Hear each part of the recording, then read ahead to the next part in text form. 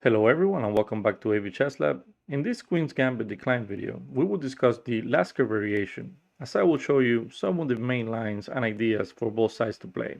And we're starting right now.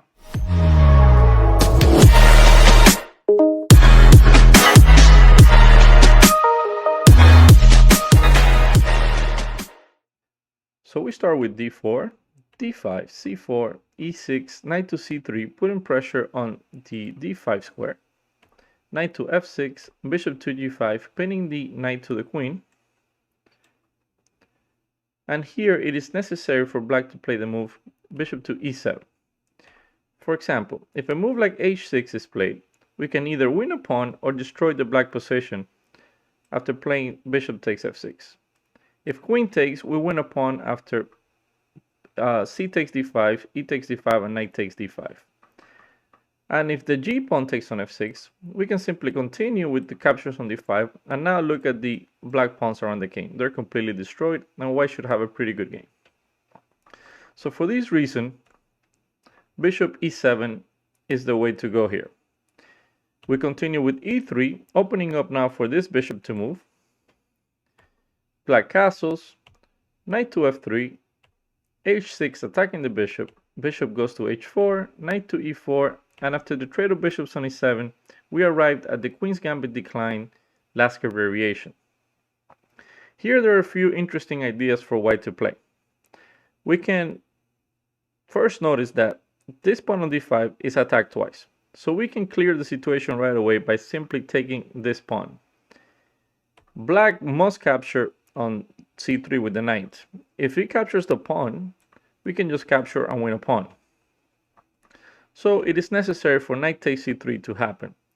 But after pawn takes c3, pawn takes on d5, we can go for queen to b3 here, putting direct pressure on the pawn on d5, and preventing this bishop from coming to f5 or g4, since we're also attacking the pawn on b7.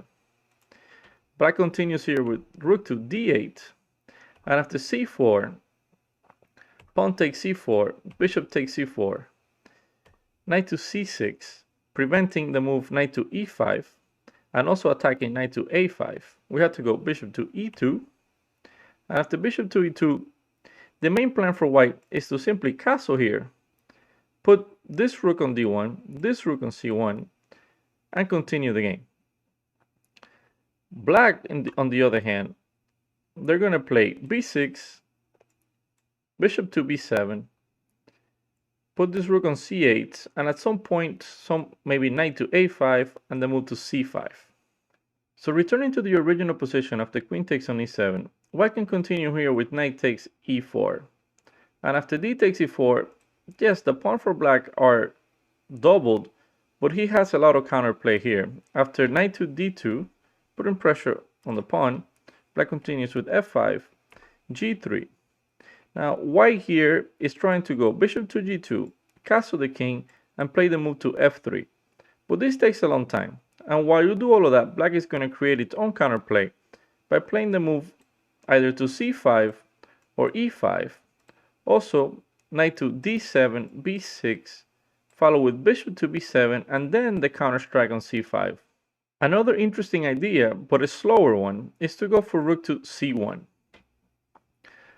And after knight takes on c3, rook takes on c3, pawn takes on c4, bishop takes on c4. The idea for white here is to castle, play queen to c2, pawn to e4 with a strong center. And for black, black is simply going to go b6, bishop b7, knight to d7, put a rook on c8 and play the move to c5. A similar idea is to go queen to c2. And after knight takes on c3, queen takes on c3, we exchange on c4. And again, we arrived at a similar position, but now we have a queen instead of a rook. But the idea is the same. White's going to castle, put a rook on d1, a rook on c1, and a pawn on e4, and put pressure down the c file and on the center.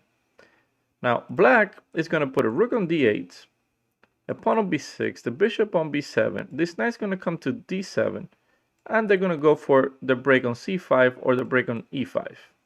The Lasker Variation is one of the main weapons against the Queen's Gambit. I recommend you play some games and try out some of these ideas. If you like content like this, Don't forget to like and subscribe and leave a comment down below. As always, stay safe, have a great day, and show respect to your opponent. See you next time.